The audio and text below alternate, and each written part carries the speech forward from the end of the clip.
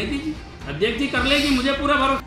इस बात पर ही या अपनी बात मीडिया के माध्यम से रखी तो जरूरी नहीं है उसके लिए विधायक प्रतिनिधि या सांसद प्रतिनिधि। नगर पालिका में अब आरोप प्रत्यारोप का दौर शुरू हो गया। कांग्रेस पार्षद व नेता, प्रतिपक्ष योगराज लिल्हारे, विधायक प्रतिनिधि शफकत खान सहित कांग्रेस के नपा पासार पार्षदों ने 21 जनवरी को संयुक्त रूप से पत्रकार वार्ता ली। इस दौरान नेता प्रतिपक्ष योगराज लिल्हारे ने नपाध्यक्ष श्रीमती भारती ठाकुर और उनके पति सुरजीत सिंह ठाकुर के कार्य प्रणाली को लेकर सवाल उठाते हुए व्यंग्यात्मक लहजे में कहा कि नपाध्यक्ष बहुत समझदार व पढ़ी लिखी महिला है, वह अच्छे से नया चला सकती हैं। लेकिन पति सुरजीत सिंह ठाकुर उन्हें पालिका नहीं चलाने दे रहे हैं। सुरजीत सिंह ठाकुर का इतना हस्तक्षेप है कि अध्यक्ष इधर हामी देती हैं।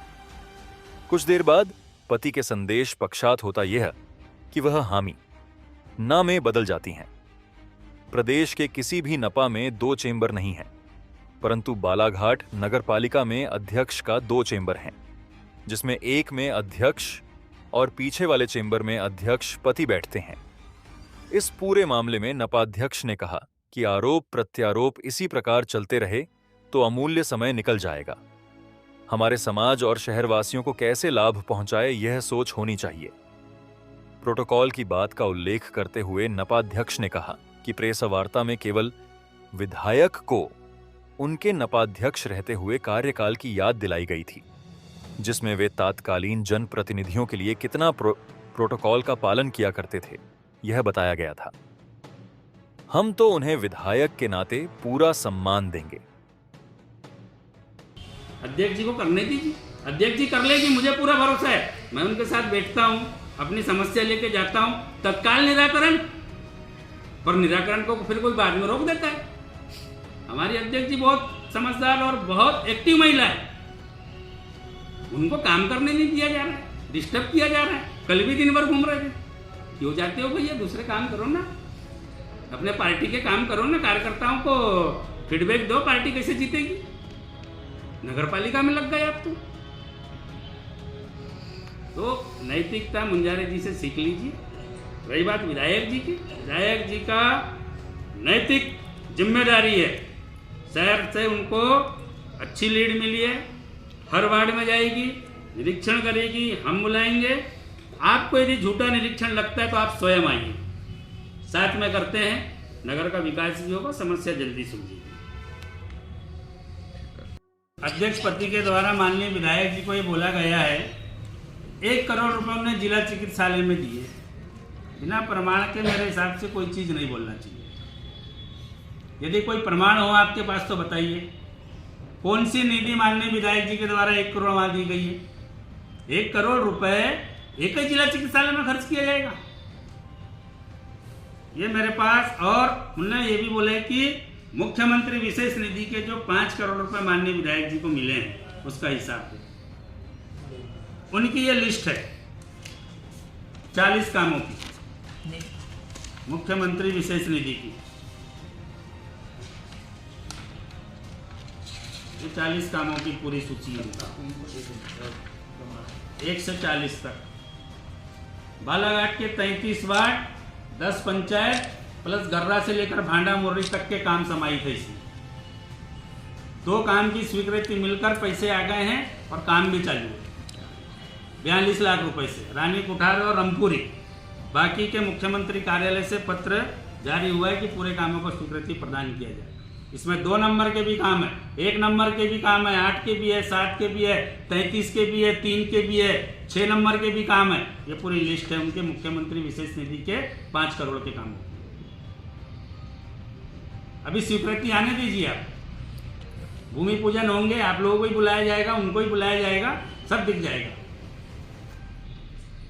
तो बिना तथ्य के कोई आरोप ना लगाए, जिम्मेदार पद पे पहले रहे हो आप और हम आपको अच्छा नेता मानते हैं, तो एक निर्वाचित विधायक पर जो 10 साल नगर पालिका अध्यक्ष रही है, 5 साल पार्षद रही है, अभी वर्तमान में विधायक है, उन पर ऐसे अनर्गल आरोप 1 करोड़ रुपए सप्लाई के लिए दे दिए, वहां से कोई तथ्य नहीं है।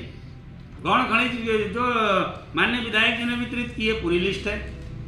विधायक निधि की आप लिस्ट कहीं से भी ले सकते हो, मुख्यमंत्री विशेष रीति की मैं बता रहा हूं। तथ्य लेकर के कोई जानकारी और बात रखे और आरोप लगाए तो समझ में आए। ये बिना तथ्यात्मक बातें और बड़ी बड़ी बातें की मूल्यों की तो बात भाई साहब को करना ही नहीं चाहिए। मैंने तो बता दिया कि मूल्यवान अगर आप व्यक्ति हो तो नगर पालिका जाना बंद कर दो। मुंजारे जी को मैंने एक बार देखा था, कोई पूजा में आए थे, 13 दिन के लिए वंदना बारमाटे बनी थी, स्वराज बारमाटे ने गेट में नहीं ढुक के देखा 13 दिन, उसके पहले रोज आते थे। कुछ उन्हीं से सीख लो। कल से आना बंद करो। मूल्यों की राजनीति अब कल से नगर पालिका में चालू होने वाली है।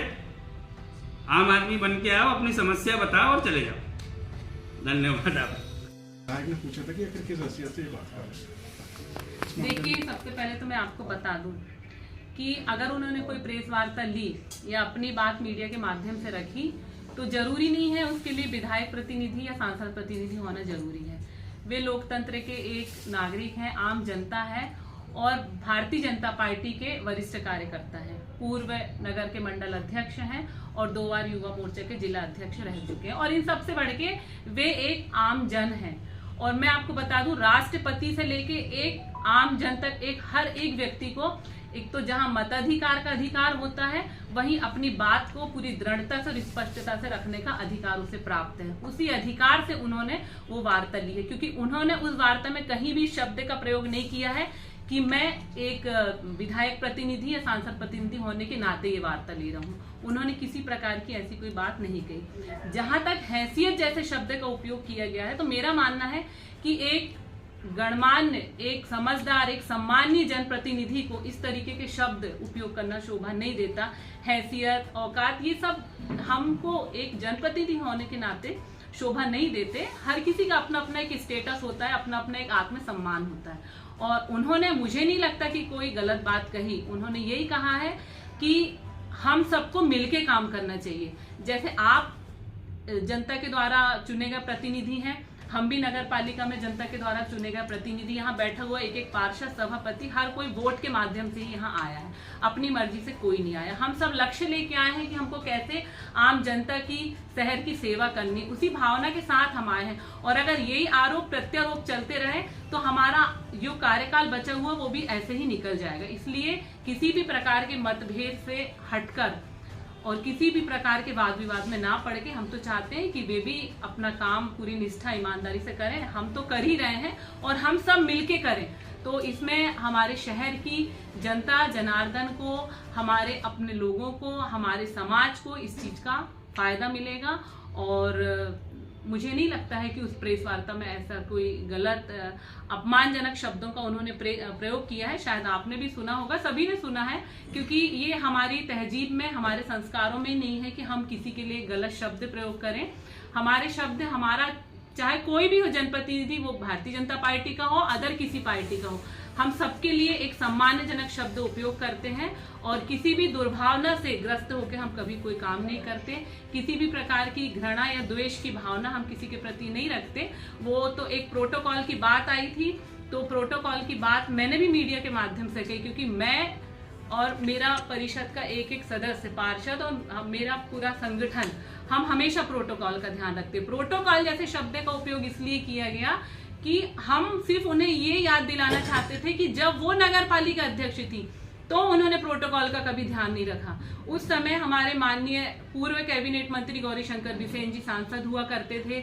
उनकी पार्टी के खुद सम्राट सरस्वार जी के पिताजी अशोक सरस्वार जी विधायक हुआ करते थे। लेकिन आज भी आप देख सकते हैं किसी पत्थर पे उनके नाम का उल्लेख नहीं है, और ना ही उस समय जो कोई कार्ड प्रिंट होते थे उसमें उन लोगों का नाम मुख्य अतिथि अध्यक्ष के रूप में होता था। ये सिर्फ याद दिलाने के लिए हमने उनको प्रोटोकॉल की बात कही थी।